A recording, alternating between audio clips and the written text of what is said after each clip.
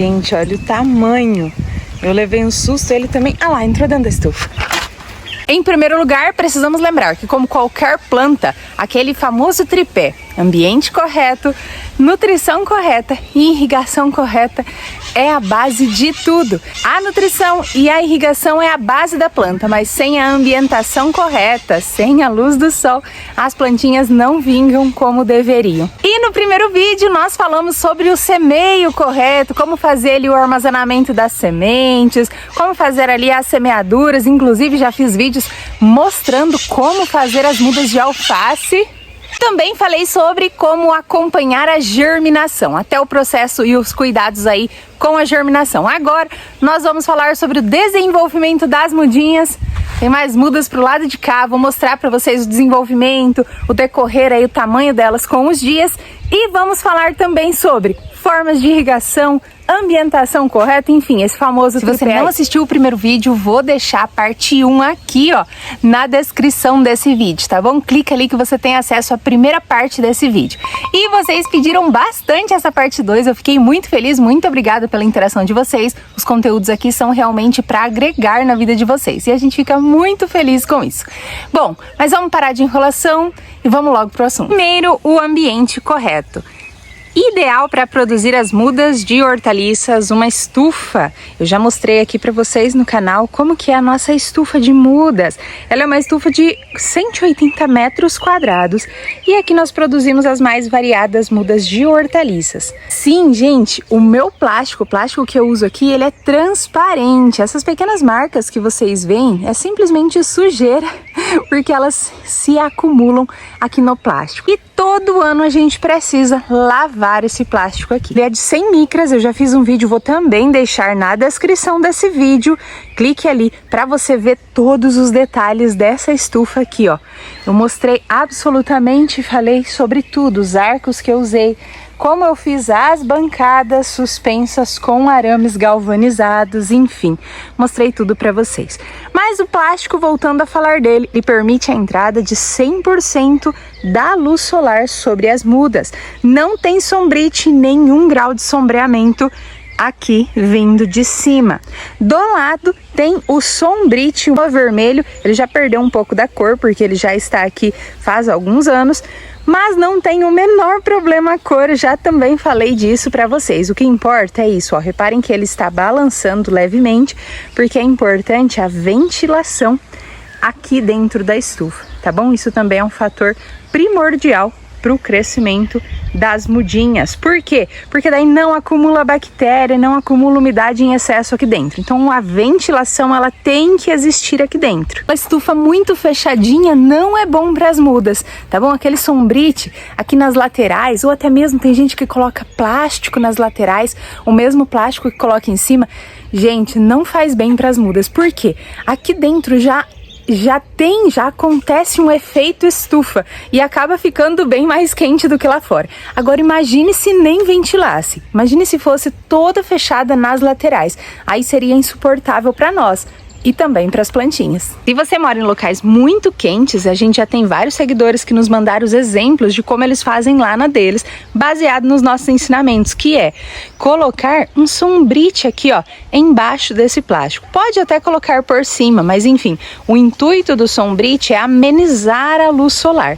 Então, se a incidência do sol na sua região é muito alta em determinadas épocas do ano, você pode amenizar com um sombrite. O sombrite, gente, é essa tela de proteção aqui, ó.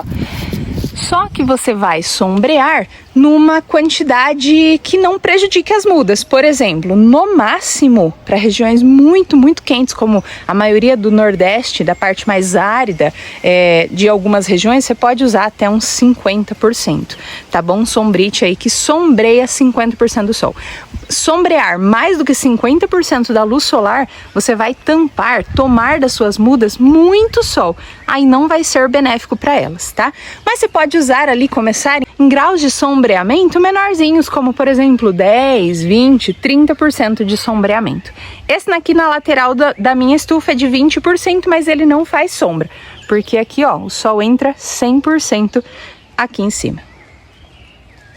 Se você não tem estufa, você pode deixar elas no sol, diretamente no sol. Cuidado com a irrigação e cuidado para não tomar chuva. Você vai ter esse trabalho a mais de ficar deslocando as bandejas.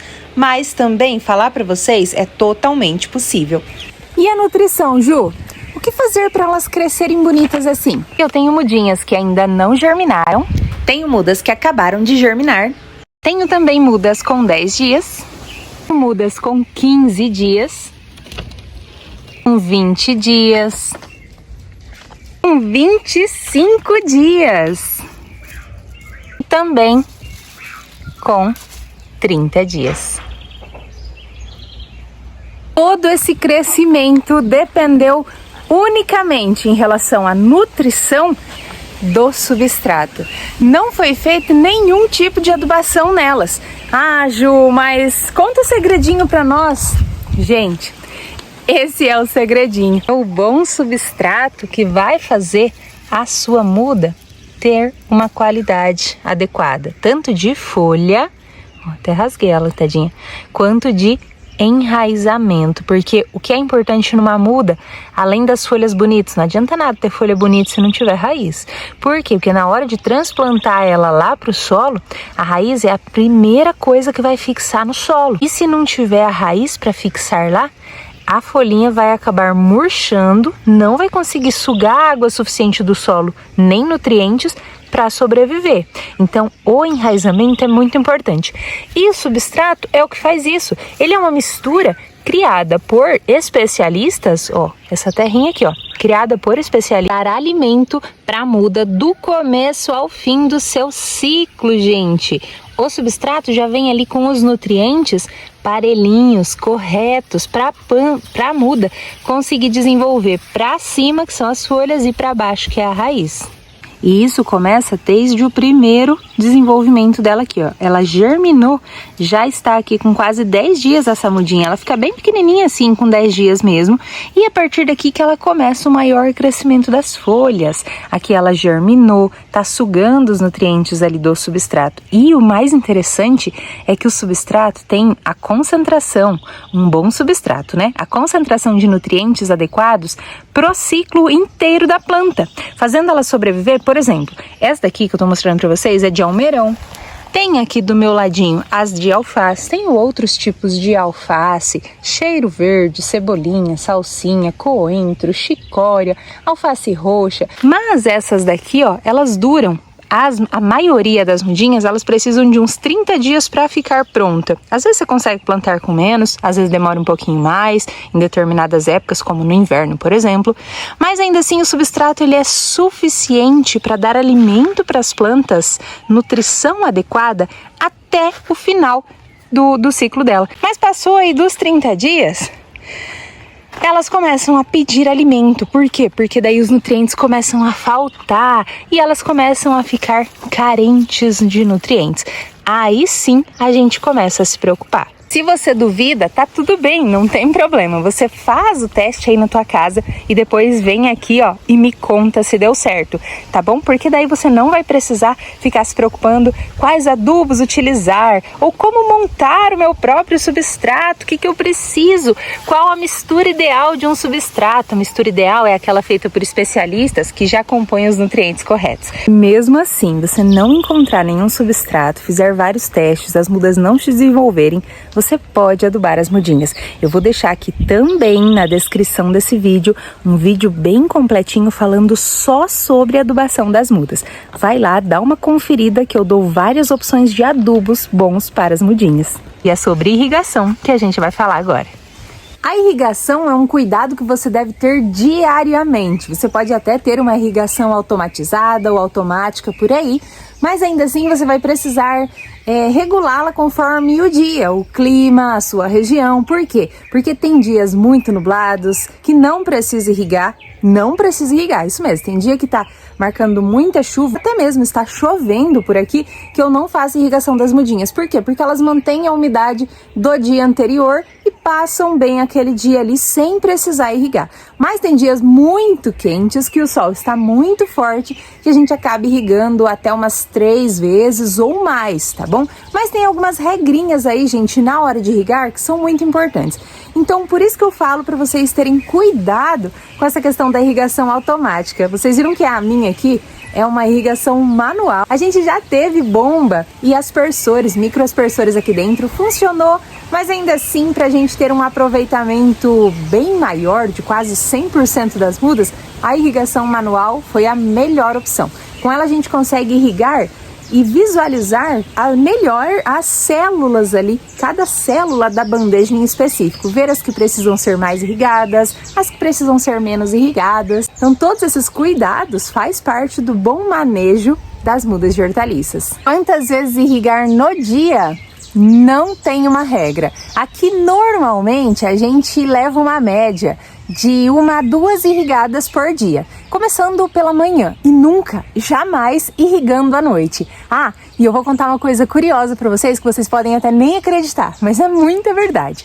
Plantas e mudas mais novas, elas precisam de mais água do que plantas mais velhas.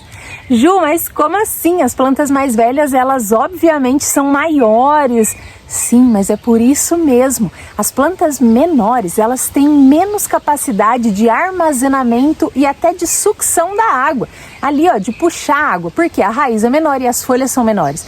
Já as mudinhas maiores, elas têm folhas maiores, um enraizamento muito maior e isso permite com que elas armazenem mais água nas folhas e suguem mais a água pelas raízes aqui também, ó, presente no substrato. A mudinha nova tem um fiapinho de raiz ali só, uma folhinha pequenininha, armazena pouca água. Então, por isso, a reposição de água tem que ser maior, mais frequente. Irrigar à noite, então, está fora de cogitação, tá bom? Assim como as plantas lá na terra, as mudas aqui dentro de um viveiro não podem dormir molhadas, úmidas. Isso ajuda a proliferar os fungos, acaba prejudicando elas. Então, não irrigue à noite. Prefira irrigar enquanto o sol ainda está alto. Aqui a gente faz a primeira irrigação logo pela manhã, a partir das 9, 10, 11, depende do dia, tá bom? E depois a segunda irrigação depois do almoço, 1, 2, até 3 horas da tarde, está tudo bem.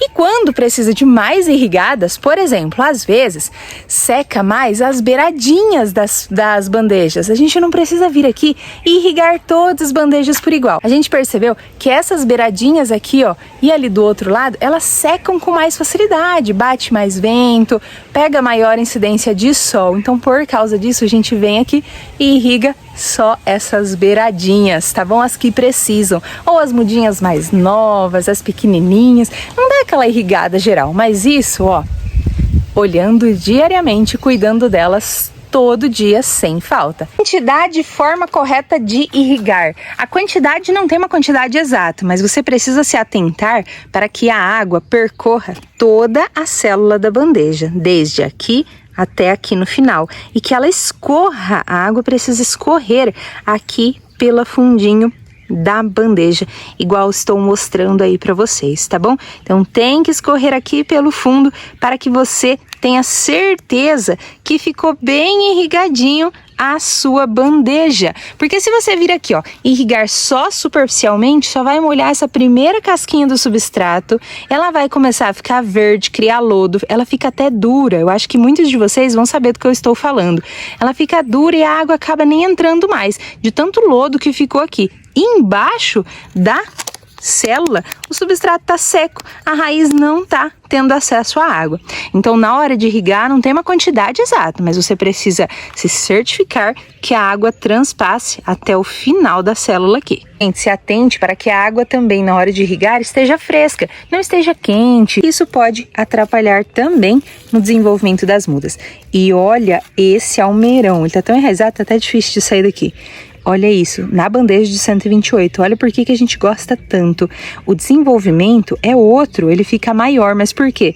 Tem mais substrato, mais nutrientes, ó, suficientes para a muda ficar assim. Olha que coisa mais linda. Gente, espero de coração que eu tenha tirado as dúvidas de vocês relacionadas ao desenvolvimento aqui, a continuidade dessas mudinhas aqui. Se inscreve aqui no nosso canal para você acompanhar, não perder aí os conteúdos. Se restou dúvida, por favor, deixa aqui nos comentários. Gente, até o próximo vídeo, fiquem com Deus.